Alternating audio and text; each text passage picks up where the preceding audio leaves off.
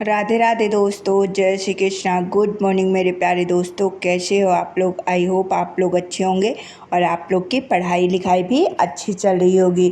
तो दोस्तों, आज है 31 जुलाई। अब हम लोग का जिसका भी एग्ज़ाम 7 अगस्त को है, जैसे मेरा एग्ज़ाम 7 अगस्त को है, तो अब हम लोग के पास सिर्फ और सिर्फ 6 दिन बचे हैं। 6 दिन बोलो तो दिल में बिल्कुल धड़कन चालू हो जाती है। तो अब हमारे पास बहुत कम टाइम है दोस्तों।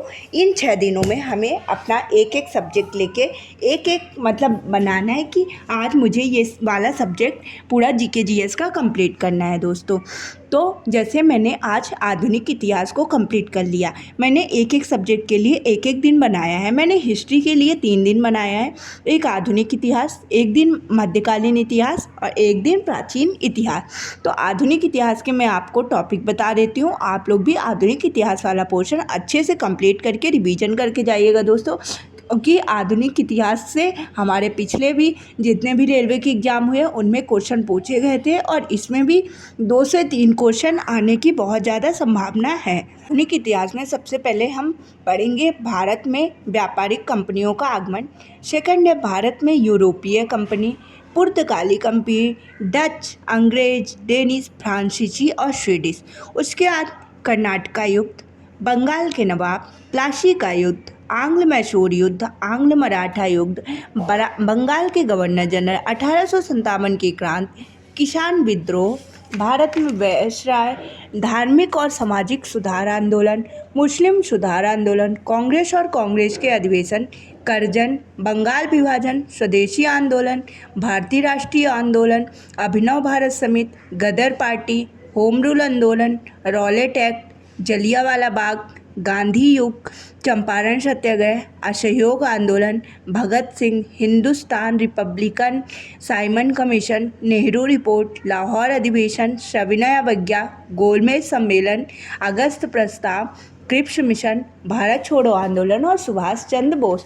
इस तरह से मैंने आधुनिक इतिहास के टोटल 40 टॉपिक कंप्लीट किया है दोस्तों। इनमें से कुछ मैं आप इम्पॉर्टेंट टॉपिक बता देती हूँ, उनको आप बिल्कुल बहुत अच्छे से ही रिवीजन करने के जाइएगा। पहला 1857 की क्रांति, सेकंड किसान विद्रोह। किसान विद्रोह से 2 से 3 क्वेश्चन हमारे पिछले पेपर में मैंने पेपर सॉल्व किया है तो उसमें पूछे गए थे। तो और धार्मिक और सामाजिक सुधार आंदोलन, ठीक ना।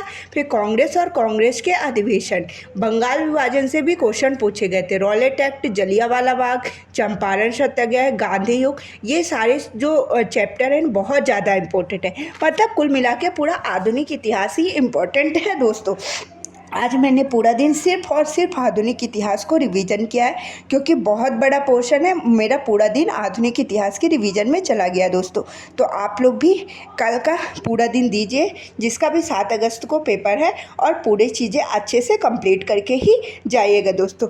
अगर आप अपना हर सब्जेक्ट में 100% दोगे ना, तभी अपना 100% मार्क्स भी मतलब कर पाओगे दोस्तों। इसीलिए हमें सभी सब्जेक्ट को अच्छे से कंप्लीट करना है दोस्तों। जिसका भी 7 अगस्त के बाद पेपर है, ये अब मेरा 7 अगस्त को पेपर हो जाएगा। मेरा पेपर 7 अगस्त 3rd शिफ्ट में है, ठीक है ना।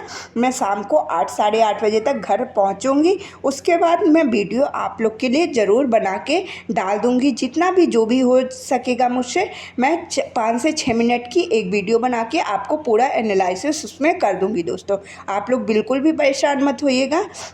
मैं अपना एग्ज़ाम रिव्यू ज़रूर आपसे शेयर करूंगी 7 तारीख को ही दोस्तों।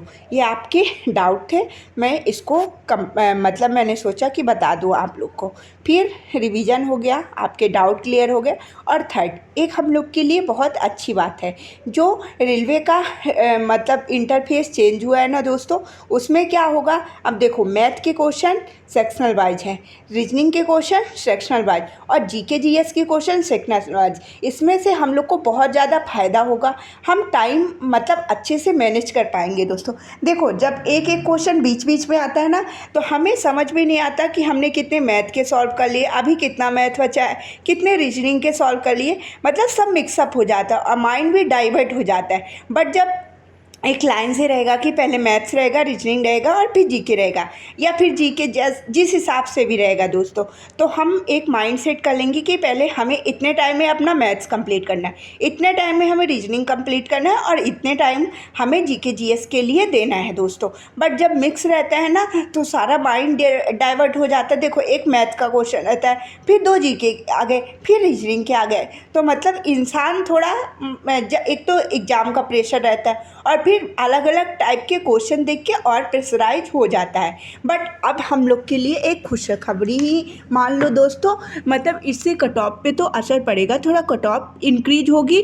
बट देखो, जो वो चाहे मिक्सअप आए चाहे अलग अलग आए, जो क्वेश्चन हमसे बनते हैं वही हम बना पाएंगे, बट थोड़ा टाइम अच्छे से मैनेज हो पाएगा दोस्तों। तो मेरे लिए तो ये बहुत अच्छी बात है, क्योंकि मेरा जब पिछला एग्ज़ाम हुआ था तो इसके कारण भी कुछ क्वेश्चन मेरे रह गए थे, क्योंकि जब क्वेश्चन मिक्सअप हो जाते हैं ना तो चीज़ें हम समझ नहीं पाते हैं कि क्या कैसे हैं, और कितने क्वेश्चन हम मैथ के कर लिए हैं, कितने क्वेश्चन रीजनिंग के कर लिए हैं और कितने जीके जीएस के।